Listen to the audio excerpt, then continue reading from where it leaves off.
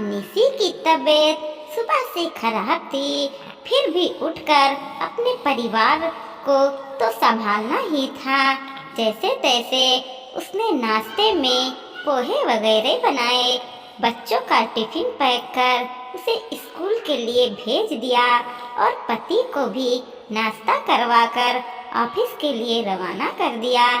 पोहे थोड़े एक्स्ट्रा ही बनाए थे ताकि बाद में अम्मा जी भी अपना नाश्ता कर ले, पर अब खड़े रहने की हिम्मत बिल्कुल नहीं हो रही थी, तो अपने कमरे में आकर लेट गई।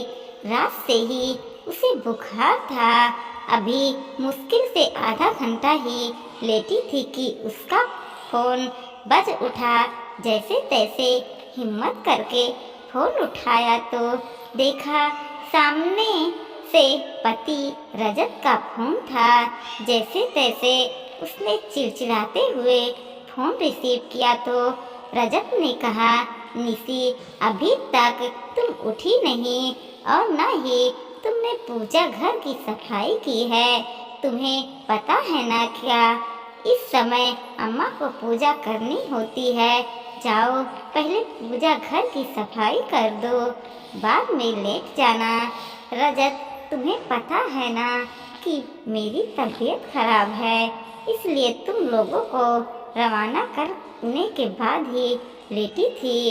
अब फिर तुमसे मुझे डिस्टर्ब कर दिया।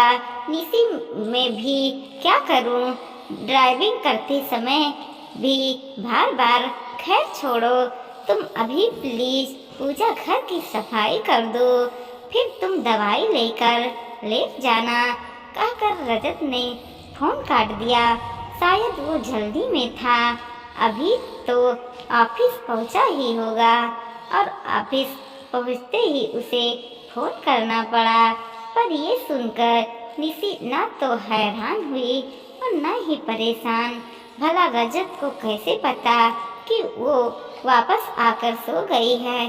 दरअसल अम्मा जी की आदत थी कि वो हर छोटी छोटी बातों के लिए निशी को न बोल करके रजत के ऑफिस फोन लगा देती थी और निशी उसकी इस आदत को अब तक अच्छे से जान चुकी थी।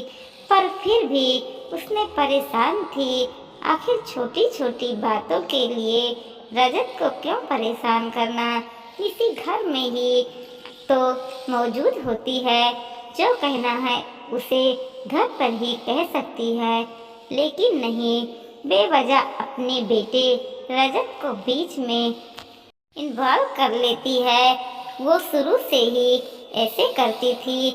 एक दो बार तो रजत ने भी कहा, अम्मा क्यों तुम मुझे ऑफिस में फोन करके परेशान करती हो, तुम्हारी बहू यही तो तुम्हारे सामने रहती है, उसे खुद ही कह दिया करो, मेरे मुंह से क्यों बुलवाते हो।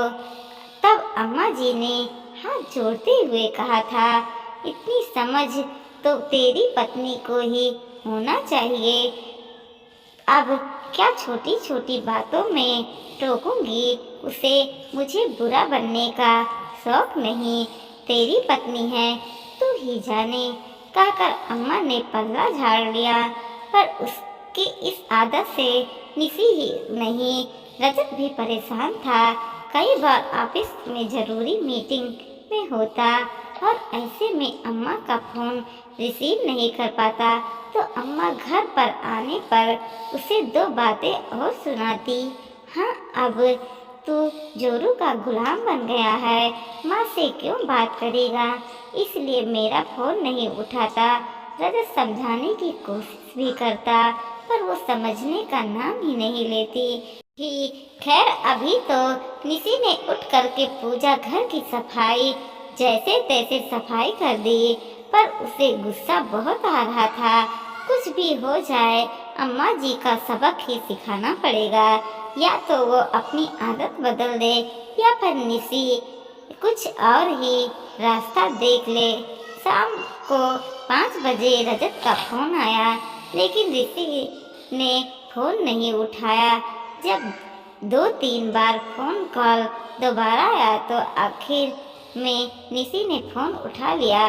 निशी ने फोन उठाते ही रजत ने कहा, शुरू कर दिया, तुम फोन क्यों नहीं उठा रही हो और अब तक अम्मा को चाय बनाकर क्यों नहीं दी? तुम्हें पता है ना कि शाम को 4 बजे उन्हें चाय की तलब होती है।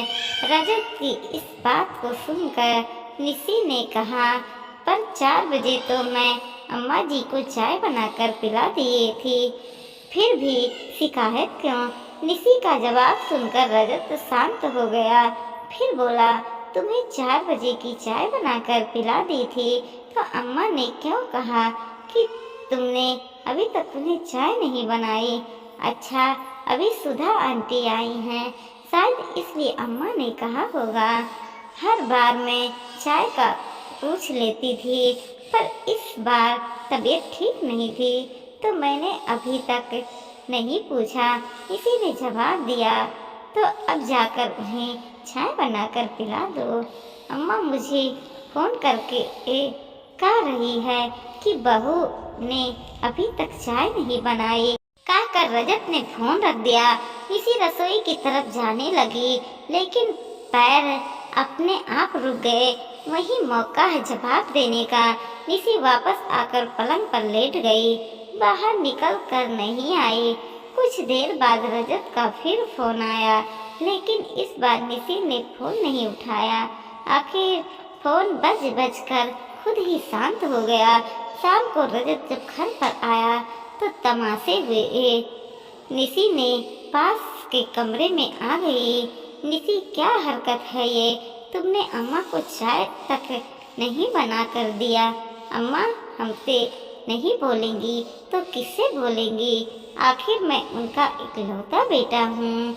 मैं घर आया मेहमानों के सामने इस तरह से बेइज्जती करा रही हो। रजत जो कुछ कह रहा था, बाहर हॉल में बैठी अम्मा ये सब सुन रही थी। वो भी निशी का जवाब जानना चाहती थी। पलंग पर बैठे बैठे निशी ने मैगजीन के पन्ने को पलटते हुए कहा, वही तो मैं कह रही हूँ कि तुम अम्मा जी की इकलौते बेटी हो। अम्मा तुम्हें फोन करके ऑफिस में बोलती हैं कि बहू ने मुझे चाय बनाकर नहीं दी, पर अम्मा के साथ घर में मैं रहती हूँ, वो मुझे कभी नहीं कहती।